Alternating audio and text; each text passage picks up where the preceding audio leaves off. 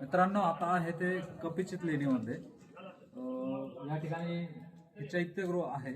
स्तूप आपल्याला आतमध्ये दिसतोय, परंतु मी तुम्हाला एक शिलालेख या ठिकाणी वाचून दाखवतो. शिलालेखाची जी सुरुवात झालेली आहे ती स्वस्तिकाने झालेली आहे. लिहिलेलं आहे कलियनस हिरनिकस पुतस सुलस दतस एकपुरीस चैतीय घर नियुत देय धम्म आणि स्वस्तिकाने पुन्हा एकदा एंडिंग झालेली.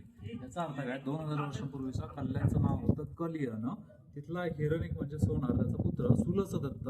या सुलस दत्ताने या चैत्यग्रह म्हणजे चैतीय घराचं दान धम्माला दिल्याचा उल्लेख आपल्याला या शिलालेखामध्ये वाचायला मिळालेला आहे.